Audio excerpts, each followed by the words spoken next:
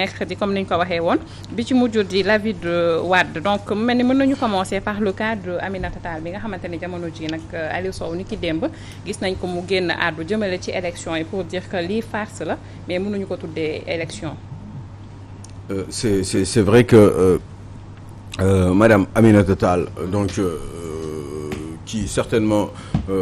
approche les 70 ans ou même je crois que un peu plus légèrement plus ou j'en sais rien pas, en tout cas pas trop loin donc d'être septuagénaire et ben qui xam ne avec son qui est originaire de Diourbel nekk ci politique depuis des années ñun ñu ngi ko commencé di xàmmee au temps de Abdoulaye Wade quand elle justement était justement la femme la lionne de cette période-là en tout cas ci landerneau politique sénégalais et qui a gravi des échelons Diourbel depuis Diourbel jóge plusieurs fois am ay postes de responsabilité dans certains grands ministères nekk même secrétaire général du palais donc bi Macky Sall doon doog a ñëw ci nguur gi après donc xam nga yaa ngi di fàttaliku moment bi Abdoulaye Wade bi di daanoo ba Macky Sall nommé Aminata Tall donc nommé ko secrétaire général donc au palais de la République moment boobu yaa ngi xam nga yaa ngi di fàttaliku moment bi ñu doon wax ni palais bi dafa amoon ay mbóot ak am na ay tableaux yu ñu sàccoon. Je ne sais pas si vous en souvenez moment boobu yëpp Aminata Tall moom moo nekkoon donc secrétaire général donc du palais de la République. Rappelez-vous aussi que Aminata Tall a dirigé justement je pense le cabinet du président Abdoulaye Wade ba muy am problème je pense ak Viviane Wade ba ci la fa génn et puis un petit peu avant moom Abdoulaye Wade di daanu si la dem supporter Macky Sall et puis Macky Sall bi mu nekkee président donc ci la ko yóbbu ci palais bi coow gi bari woon trop ci mooy yi ma leen doon wax noonu mbóot yi bari woon ci biir palais bi yëpp ñu génne ko mais surtout ay vrai mbóot yoo xam ne léegi naa palais bi dafa salté woon il y avait des tapis qui avaient été volés des tableaux yoo xam ne nee nañu Abdoulaye Wade moo ko jëloon yóbbu ko këram coow gi bari woon trop Aminata Tall boobu après qui a été basculé justement ou transféré si je peux dire au niveau du Conseil économique et social nekk fa pendant un certain temps jusqu'à ce que Mimi Touré remplacé ko depuis lors nag moment boobu Aminata Tall donc déjà mi ngi doon perdre sa crédibilité en tout cas sa popularité au niveau de Diourbel après di wàcc ba à un moment donné Macky Sall avait trouvé que il était peut-être temps que mu yóbbu ko à la retraite politique retraite politique boobu nag xëy na peut-être moom moo tax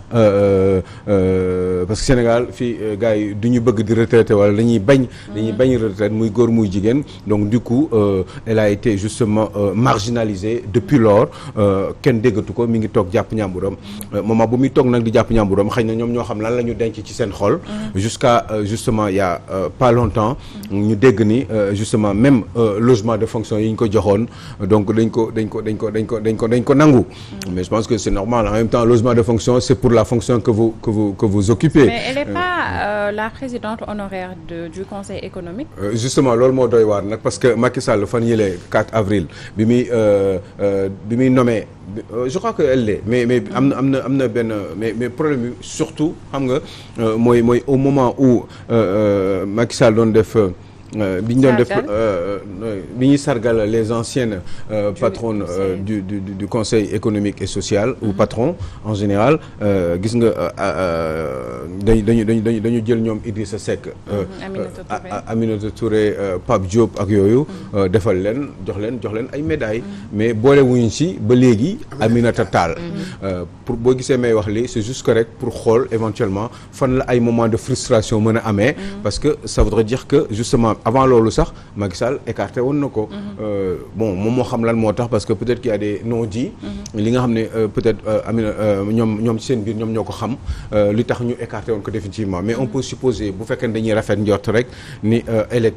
était en âge de partir à la retraite mais en même temps ça serait paradoxal parce que foo mën a jël Aminata Tall yóbbu ko retraite war nga fa mën a yóbbu Moustapha Niasse retraite war nga fa mën a yóbbu beaucoup de gens de Benno Siggil Sénégal qui sont aux côtés de Moustapha Niasse tey jii di liggéey am ay salaire eh ben war nga fa mën a teg ñooñu ñoo gën a ñoo mag fuuf Aminata Tall te waroon nañu mën a ñoom tamit dem retraite donc qu'est-ce qui se passe est-ce que amul un non-dit ou des non-dits ci seen diggante ba nga xam ne rappelez-vous aussi que Aminata Tall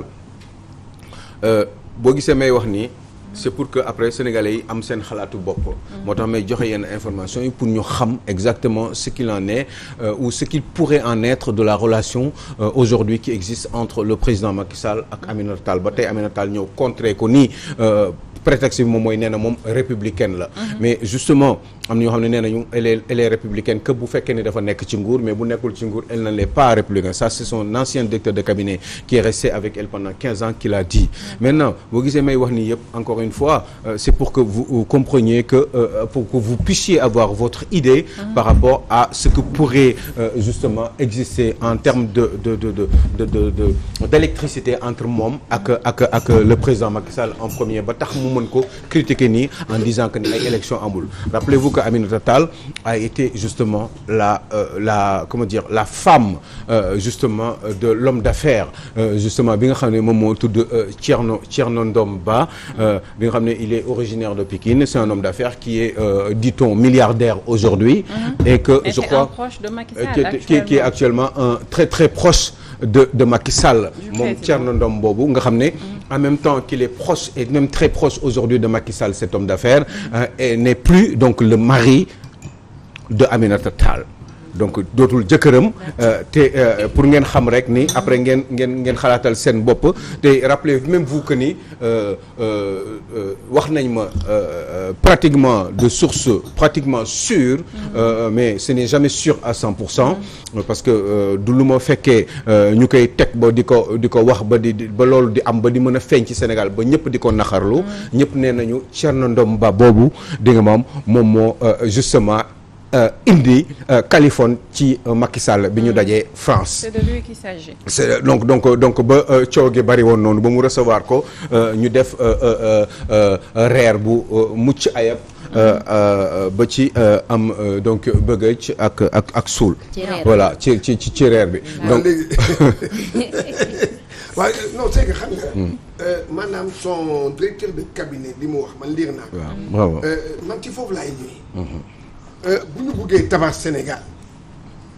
buggee tabax Sénégal wala tabax ci lépp wala boo buggee nekk yow góor dégg nga quitte ak sa conscience mooy que boo nekkee ci mbir bu doxul da ngay toog foofu ne doxul dëgg la bul bàyyi ba génn bravo ngay soog a di wax dafa bare nag Sénégal boo nekkatul ci affaire amatoo prébande yeeg dégg nga avantage yeeg yooyu yëpp amatoo ko rek leneen yow nga commencé di wax parce que boo gisee ni nga expliquer Aminata Tall dégg nga et il faut que ñu rappeler benn affaire Aminata Tall ak Macky Sall temps Wade bi Wade nekk au pouvoir Macky Sall nekk au sein du PDS nekk yooyu ay raaya ñoom ñaar jubóowuñu woon il faut que épisode boobu ñu bari dañ koy fàtte et c'est après dégg nga mu ñëw mu xuloo ak maanaam Aminata Tall xuloo ak Wade dem jàppale kii waa mu kii ñoom ñaar wala xam le courant ne passait pas mais c'est que encore une fois parce que man damay gis wala da ngay gis ay nit dañuy nekk ci biir mbir lu ñuy wax ci suuf duñ ko wax ci kaw billaahi wallaahi taala muy fëpp nag loolu am muy fëpp loolu am da ngay ñëw gis nit mu taxaw wax la loolu am mais yow bu dee ba taxaw ba nga xam ne micro baa ngi ni mu wax da nga ne non est-ce que nit ki moo doon wax ak man de toute façon coach Alioune Sow dafa junj rek mais junj nag voilà borom xel yi lay waxal war nañu comprendre que ni fi muy waxee noonu la te mooy fi ngay waxee mooy que ni fii da ngay nekk si biir même boo d'accordul da nga naan muut dañ naan muut mbaa mot donc nga génn parce que dañ la génne yow génnoo si sa propre gré nga commencé di ñaawlu. te pourtant bi nga nekkee foofu waroon nga mën a ñaawlu bu fekkee réew mi rek moo leen ñor mais fii avantage yi la wax nga ko gars yi ñoom ñi politique en général. ñii si ëpp wala 98% yi. seen poche leen fa bàyyi seen avantage moo leen fa bàyyi. malheureusement ci cadre ci loolu rek gis nañ ko fii ci Idrissa Seck par rapport ak conseil économique social et environnemental bi mu doon ŋàññi dafa la mujj maanaam règlement de compte politique la ñu ko mën a jàppee ndax ku ci ne daal ca fa nga ne ngay xëccee sa boor ngir la sa propre intérêt personnel mën nu laa ko jàppee. Et ce matin dégg naa aussi même cadre yi Mankeur Ndiaye di ko yëkkati ni que moom day rejoindre idée yi nga xamante ne tey Aminata Tall mu koy wax. Mankeur Ndiaye qui a été un inconditionnel donc de Macky Sall qui a été vraiment talibé Macky Sall defoon ko ministre des Affaires étrangères mais à un moment donné qui a été donc écarté justement de l'architecture gouvernementale ñu sànni ko xaw ma fan ci ay xaw ma Italie wala je sais pas où en général yooyu lañ lay def bu fekkee ne xamul nu ñu lay def te comme ni ñuy def Souleymane Jules Diop dañ lay jël sànni la ci benn béréb bu ñu la mënul dàq définitivement mais ñooñu peut-être bu ñuy dem dañuy yóbbaale ay sentiment de frustration ça fait que effectivement dañuy toog mais dañuy am leen naqari mais duñu bëgg di wax wala à un moment donné dañuy xaar peut-être l'occasion pour justement ngàññe ki nga xam ne moom lañ doon liggéeyal rappelez-vous aussi de quelqu'un que j'aime bien à la base que je trouve malhonnête mais pas très stratège en politique et qui s'appelle Thierno Alassane Sall aussi c'était pareil à un moment donné dafa doon nekkoon na xaritu waa ji inconditionnel doon na sax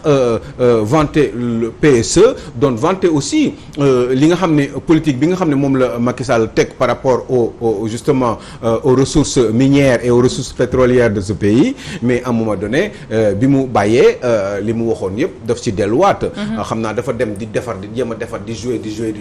ba dem ba sës ba mënatul à un moment donné niveau d'honnêteté tam yegg na ci ñi ngi koy commencer di agresser si la finalement gedd parce que mënatu ko mais pourtant quelques mois ou quelques années avant pendant qu'il occupait ce poste de ministère justement des ressources donc pétrole ak yi demee noonu mais ressources minières et ben pourtant dafa doon vanter la politique du président jusqu'au jour où il en a eu véritablement marre mais en général man je dis nit boo nekkee ci dara tout de suite au départ xam nga li nga war a def est-ce que da nga war a continuer di nangu di ko muñ jusqu'à ce que vous en avez marre parce que vous avez pas bien compris au départ wala est-ce que xam nga mais da ngay jéem a muñ ba fi ngay sësee loolu moo dal ñoom Aminata Tall loolu moo dal ñu bari ñoo xam ne dañuy liggéey ak nguur jusqu'au jour où effectivement ils se disent que ni je n'en peux plus wala ñu dàq leen définitivement et ça moi je pense que ni ce n'est pas bien nit booy def dara tout de suite au départ war nga xam li nga war a def lan la war nga xam fan nga ko jëmee bu fekkee ni nangu nga ko ba un certain temps pour man même bu fekkee ni da nga bàyyi waroo wax da nga war a noppi jàpp si ñàmbur parce que boo waxee ça veut dire que ban période nga commencé di comprendre ni da nga war a wax est-ce que période bi nga ci maaree la wala est-ce que période au départ parce que boo ñëwee di liggéey ak patron xam nga au départ lan nga war a jëflanteeg moom xam nga li nga fa war a def mbir mi nag boo ko nangoo ba at après nga jékki-jékki commencé naan lii mosuma ci di d'accorduma ca wala yi demee noonu boobu loolu affaire man dama leen di boole yéen ñëpp dama naan leneen moo la tax a jóg moo tax ngay wax lii mais du c'est parce que ay conviction la c'est un peu le cas de Aminata Tall mu mel ni Aminata Tall moom wane na ni que moom tëgg na ay boolam waaye tey jii tamit dina am beneen sabaru bool bu nga xamante ne annoncé nañ ko di le président le président du PASTEF disons Ousmane Sonko daal di koy annoncé mu war a am nag ni ki tey waaw mooy sabaru bool bi mu demandé pour ce mercredi à 20h moom Ousmane Sonko donc patron du PASTEF entre 20h à 20h10 dafa ñaan justement sénégalais yi ñi nga xam ne déggal nañ ko te ànd nañ ak moom pour ñu ku nekk nga génn taxaw sa buntu kër taxaw sa palanteer taxaw fu la neex jël say bool say cin et ben di tëgg ba 20h10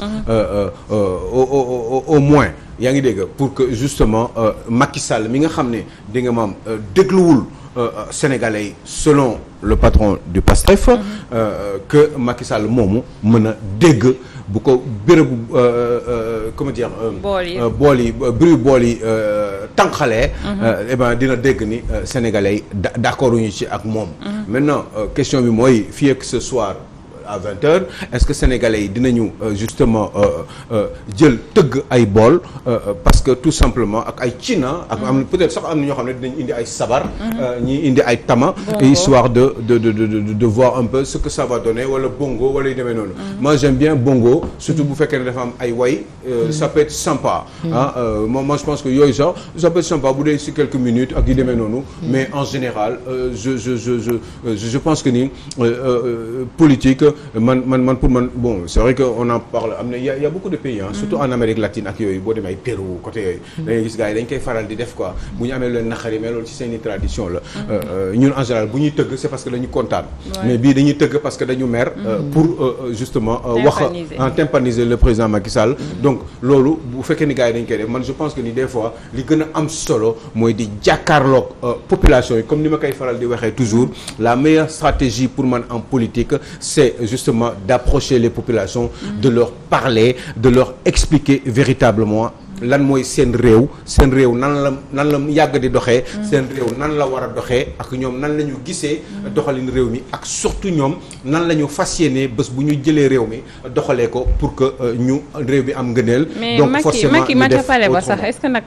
bruit bool yi mën na koo tànkal est-ce que du dañoo nar a tànkalante ku ci nekk tànkal mais je pense que tànkalante la à 20h moo xam nga booy seet sax mais man gisewuma noonu gisuma ni tànkalante rek parce que moom pour man sondage la man pour man bu waxee loolu après dafay xool impact bi mu war a def est-ce que ñëpp dinañ suivre wala boog la majorité bi dinañ suivre bu boobaa Macky dina comprendre parce que réseaux sociaux yi ñu ngi fi dañu koy filmer am na ñoo xam c'est certainement comme université commencé nañ ko mais comme moom daf ne ñu tympaniser le non président c'est-à-dire waxin la déggin la laaj c'est-à-dire tey bu ñuy tëgg souvent parce que pour Macky dégg ko ne moom mais dina xam ni attention kon man comme ni mu organisé woon marche bi rassemblement boobu nga xam ni amoon na affluence mu gis ni ñi kat kii nañu xëy na peut-être loolu moo waral mu tere bi donc pour man foofu la fi beneen correction bu may def peut-être pour un peu Alioune laal na ko léegi mooy que ni ay bool ay ci ni yuy yëngal maanaam c'est pas du bon son c'est-à-dire maanaam bruit la du son mais sabar bi par contre nag comme ni nga wax wala bongo bi loolu c'est du son dañ koy composer d'une manière agréable à l'oreille donc pour man différence boobu la am. moi ce que moi bon juste pour évidemment je suis d'accord avec Mahou mais surtout li ma si bëgg gën a yokk man xam nga li may man sama gis-gis mooy yu mel noonu bon c'est sympa ça pourrait paraître gai mais man pour man amul njëriñ ci réew li gën a am ci njëriñ ci réew pour des hommes politiques mooy fexe comme ni ma ko doon waxee encore une fois ma delluwaat bamtuwaat ko mooy fexe wax ak seeni population quand vous n'êtes pas d'accord parce que vous êtes dans l'opposition vous n'êtes pas d'accord avec le pouvoir en place et que vous avez boo d'accordul ak ngay ne da ngay def politique d'accordul ak régime bi nga xam ne moom moo fi nekk nga ne pouvoir bi fi nekk nga leen da ngeen fi bëgg jëlee pour toog fi li gën a baax c'est pas forcément pour jël rek pour remplacer ko il faut que nga expliquer en même temps parce que politique aussi dafa war a doon jàngat pour say population ndax ñuy am yu bari yoo xam ne dañ koy comprendre yow mi nga xam ne yow yaa bëgg nekk représentant wu population yi pour liggéeyal leen ndax seen gëneel ëllëg il faudrait que yow ci sa bopp nga am yooyu def ci bopp population yi d'abord pour que ëllëg yow boo fi toogee ñoom ñu xam lan moo la fi toogal waaye rappelez-vous tous les présidents qui ont été élus en général tous les présidents qui ont été élus ñëpp président bu nekk bi nga xam bi ñu mës a fal cim réew en général ñi koy fal dans leur majorité xamuñu sax lan moo tax ñu fal ko en général dans nos pays africains depuis la période des indépendances jusqu'à aujourd'hui et ça loolu moo dul xel man je pense que ni képp ku ñu fal il faut nga xam lan moo tax man ma fal Cheikh Tidiane Gomis dama ko fal parce que dama xalaat ni Cheikh Tidiane Gomis moom bi nga xam ne moom dafa ma bëgg a remplacer man mi nga xam ne man maa toog ci nguur gi Cheikh Tidiane Gomis boobu bés bu ñëwee moom dina def mieux yenn saa yi sax nga bañ a fal nit ci grande démocratie nga bañ a fal Aline Sow mi nga xam ne moom moo nekk ci nguur gi fal Cheikh Tidiane Gomis pas parce que Aline Sow baaxul wala munul mais parce que da nga xalaat ni Cheikh Tidiane Gomis bu ñëwee moom ba remplacer Aline Sow eh ben dégg nga maam dina def moom li gën li Aline Sow def te loolu yenn am na dëkk yoo xam ne foofu la ñu toll ci niveau de démocratie dañ lay folli ba pare di la remercier en même temps parce que tout simplement gëm nañ ni vous avez bien travaillé waaye xalaat nañ ni bés bu Cheikh Tidiane Gomis ñëwee moom dina def mieux que vous toujours dans l'intérêt exclusif des populations mais ñun amaana waxuma sax foofu xaajaguñu toll foofu waaye dañu xamul sax lan moo tax ñuy fal ñun suñu njiit yi mais lii yëpp ay tëggum bool xool leen boo leen def campagne électorale dans ce pays xoolal en général xool leen rek ay oto la ñuy jël ay débat du am ay jàkkaarloo du am en France par exemple bërki démb Macron bi ak kii ak Macky Sall ak comment dire nu mu tudd Macron ak Marine Le Pen bi ñu demee deuxième tour dañu toog jàkkaarloo pendant plus de waxtu jàkkaarloo di wax ku nekk di xalaat di wax ni man bu ma jàllee deuxième tour bi nekk président de la République lii ak lii laa bëgg def ci réew mi ngay wax may wax nga adduna bi yëpp taxaw ñuy seetaan ngeen am même temps de parole man loolu moom a ñor ci démocratie ngeen di xoolante seulement kii di wax lu mu xalaat man may wax lu mu xalaat loolu la ñuy wax le peuple a le dernier mot. Le peuple a le dernier mot, mais le peuple qui a le dernier mot doit avoir toutes les informations ci ñi nga xam ne ñoom ñoo leen war a jiite te pour loolu il faut ñu toog vous ne verrez jamais un jour Abdoulaye Wade ak Macky Sall ñu jàkkaarloo parce que ñoom ñoo dem deuxième tour pour wax ci réew mi ku nekk waxal sa morom li mu xamal Sénégal yi toog jàkkaarloo ak ñoom mais Macky Sall est arrivé au pouvoir sans ñu xam ñoom ñaar ban diggante la ñu war a am ñoom ñaar lan la ñu jot a def ci réew mi ak ku si nekk lan nga mën pour que deuxième tour bi Sénégalais yi bu ñu ubbee seen xel dinañ def des bons choix tey jii nii bu Ousmane Sonko demoon deuxième tour ak Macky Sall vous ne verrez jamais Macky Sall jàkkaarloo ak Ousmane Sonko ñu def un débat ku nekk wax li nga xalaat ci réew mi parce que ay affaire de xeebante la donc man le niveau de démocratie que je veux c'est que Sénégal mu pousser beaucoup plus loin tëgg yi baax na kafante ree na mais le plus sérieux c'est di jàkkaarloo Ousmane Sonko Khalifa Sall ñu wax Macky Sall ana lu tax yow baaxatuloo que da nga fi war a jógee que fukki at yi lii nga fi def mais bu ñuy wax nag nañu wax waa ji li mu def ci lu baax parce que il faut que ñu am honnêteté intellectuelle di waxante li baax ak li bon ci li baax nan lañ ko war a améliorer ci li bon nan lañ ko war a changer kii tamit ne moom lii moo baax